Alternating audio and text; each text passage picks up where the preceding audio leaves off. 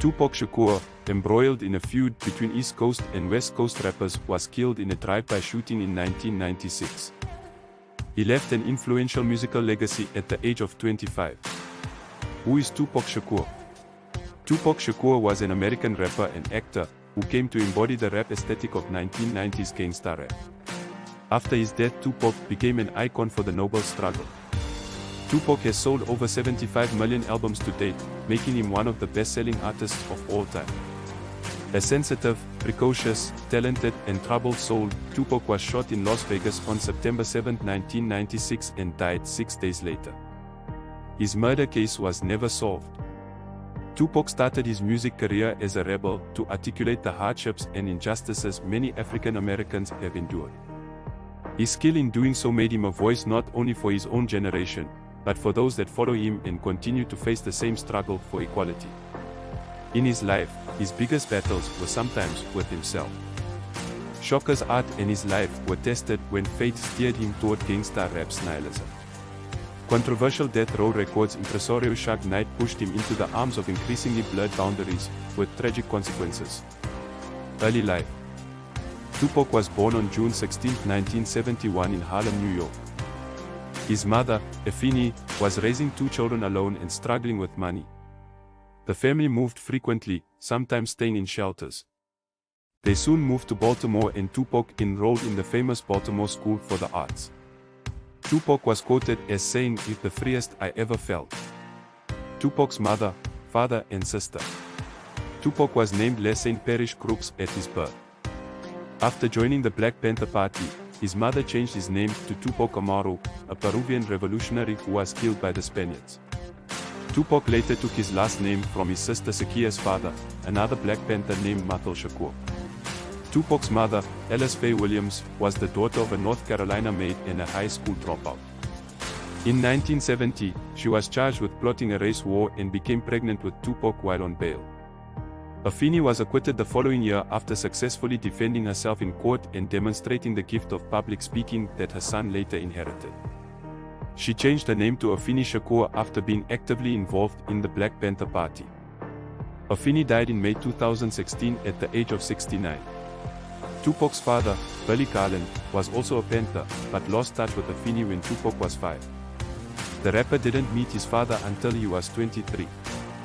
"I felt I needed a daddy to show me the ropes and I didn't have one." 2 years after Tupac, Afeni gave birth to a daughter Sakia. But Sakia's father, Tupac Shakur, also did not stick around.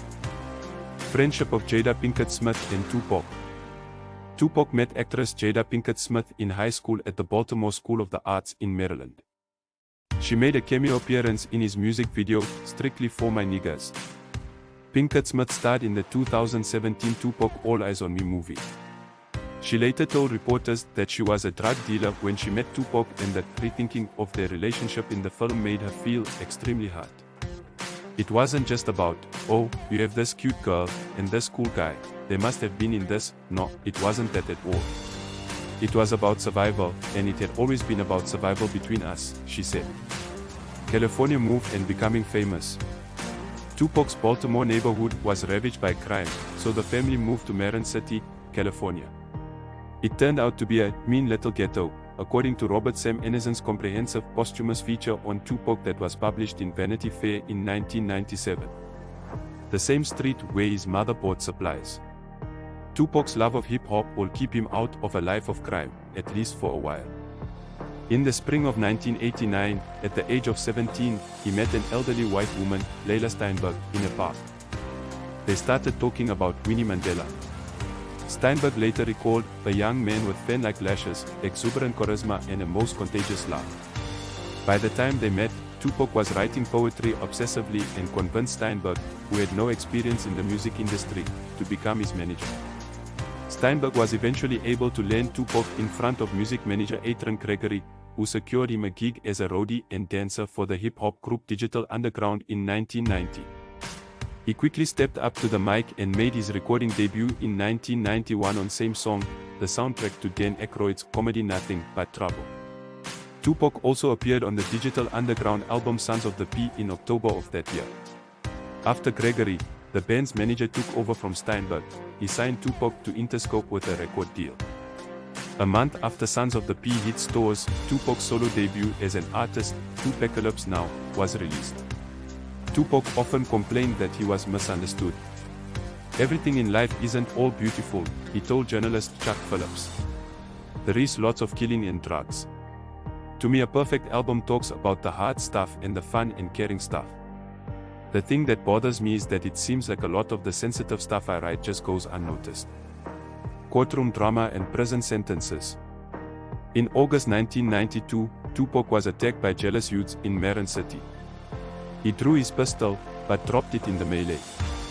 Someone picked it up, the gun fired, and a 6-year-old QAID Walker Teal, who was bystander, fell and died. Although Tupac was not charged with Walker Teal's death, he was reportedly inconsolable. They settled after the record company, believed to be Death Row, offered $300,000 to $500,000 in compensation. In October 1993, Tupac shot and wounded 2 off-duty white police officers, one in the abdomen and one in the buttocks, in Atlanta after an altercation. However, the charges were dropped after it was revealed in court that the police officer had been drinking and started the altercation, and that one of his officers had threatened Tupac with a stolen gun.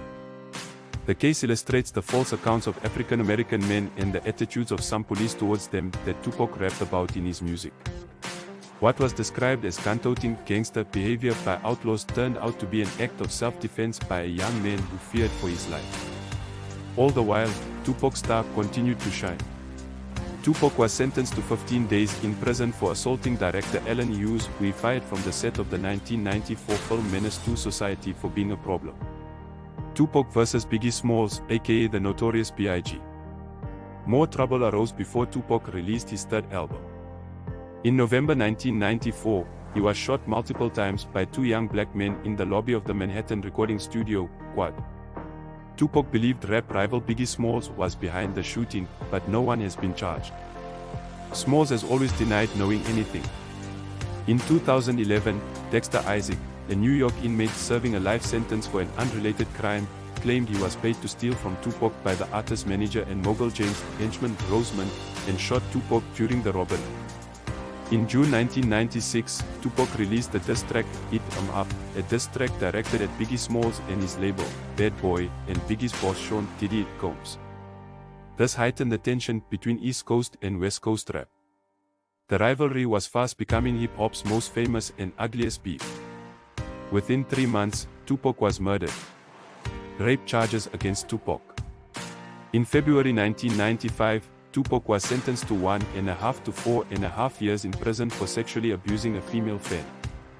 The case relates to an incident that occurred in November 1993 in Tupac's suite at Parker Meridian Hotel in New York. Tupac claimed he didn't rape the girl, but confessed to Vibe magazine journalist Kevin Powell that he could have prevented the others in the suite from doing so at the time. "I had a job to protect her," he said, expressing his sorrow, "and I never showed up." Joining Death Row Records. While Tupac was in prison on rape charges, Death Row Records' infamous label boss, Suge Knight, visited him and offered to pay the bail of $1.3 million. The condition was that Tupac would sign on to Death Row Records. Tupac officially signed. He was released from New York's high-security Dannemora facility in October 1995. While glorifying Death Row's outlaw lifestyle, Tupac funded an endangered youth center, funded South Central sports teams, and provided a phone helpline for troubled youth. Tupac's wife and girlfriend. Tupac married Keisha Morris in 1995 while still in prison. The couple met at a nightclub a few months before Morris was 20 and Tupac was 21. 5 months after Tupac was released from prison in October 1995, their marriage was annulled. The pair remained friends until his death. Shortly after his marriage to Morris ended, Tupac began dating Kidada Jones. They met at a club when Tupac apologized for insulting her father, Quincy Jones, for dating only white women.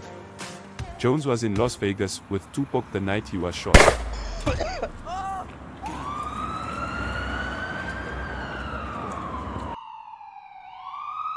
The death of Tupac Amaru Shakur. Tupac died in Las Vegas on September 13, 1996, from gunshot wounds he received 6 days earlier. His murder remains unsolved. On September 7, Tupac was in Las Vegas with Knight to watch the Mike Tyson fight at the MGM Grand Hotel. There was a brawl after the match between a member of the Crips gang and Tupac. Knight and members of his entourage, who were involved with the rival Bloods gang, piled into the car with Tupac. Later, as the car that Tupac was sharing with Knight stopped at a red light, a man emerged from another car and fired 13 shots, hitting Tupac in the hand, pelvis and chest. He later died at the hospital. His girlfriend Kid Ada and his mother Afeni were both with him in his final days. Tupac's body was cremated. Members of his old band, the Outlaws, have made controversial claims that they smoked some of his ashes in his honor. His mother on the 10th anniversary of his murder announced that she would scatter her son's ashes in Soweto, South Africa, the birthplace of his ancestors. She later changed the date to June 16, 1997. This is Tupac's 26th birthday and also the anniversary of the 1976 Soweto uprising. 6 months after Tupac died on March 9, 1997, Biggie Smalls died in a drive-by shooting in Los Angeles. His murder case is also unsolved. The Tupac conspiracy: is Tupac alive? Tupac died of a gunshot wound in 1996. However, since Tupac was shot, conspiracy theories are raging as his murder remains unsolved. Fans speculate that Tupac faked his death. On his album Life Goes On, Tupac rapped about his funeral.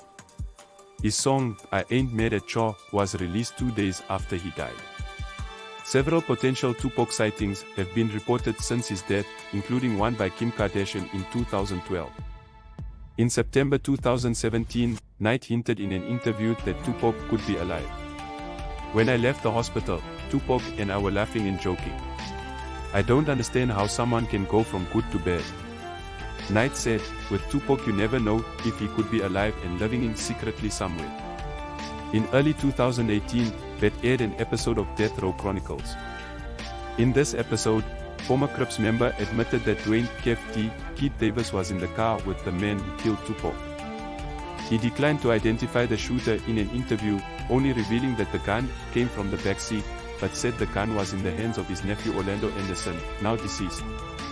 The revelation spurred the launch of a Change.org petition calling on the Las Vegas Metropolitan Police Department to declare the case solved. It also led to rumors that a new arrest warrant was pending, but the LVMPD denied those rumors in July, saying it was working out the details of what remains an unsolved murder case.